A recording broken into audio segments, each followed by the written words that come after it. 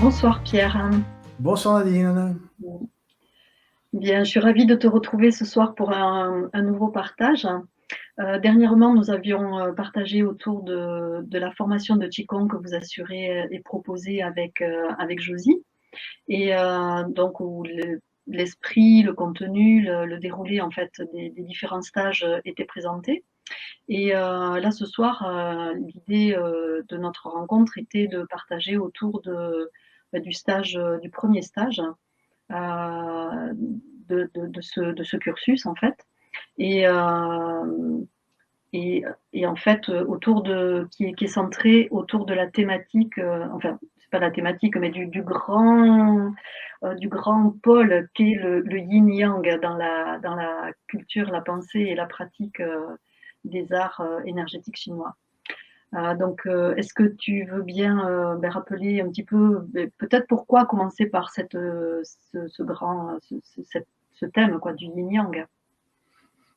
Tout simplement parce qu'il faut commencer déjà, et que c'est plus simple de commencer par pas trop compliqué, du moins pas trop compliqué. On a l'impression que c'est pas trop compliqué, mais en fait, très vite, on va comprendre, on va voir qu'il y a des multifacettes d'interprétation.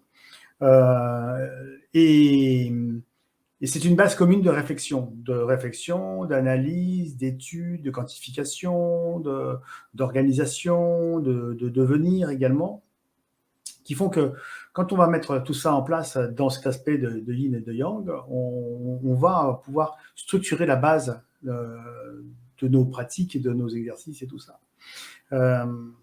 C'est un langage commun qu'on fait tomber en place. D'accord ? Ce premier stage, il est pour assurer la structure fondamentale du mouvement, qui va passer par la respiration, qui va passer par la posture, par la relation au ciel-terre, bien sûr, mais c'est les fondements de notre pratique de Qigong. Et pour nous aussi, c'est une sécurité pour la suite de la progression dans les stages, parce que...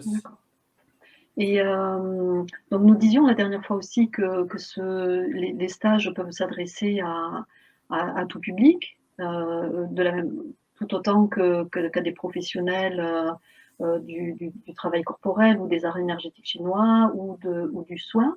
Et donc pour des personnes qui n'ont pas d'initiation particulière au départ, quel peut être le sens pour ces personnes-là de venir. Et puis après, on pourra voir pour les personnes praticiennes ou les profs ou autres ou personnes soignantes.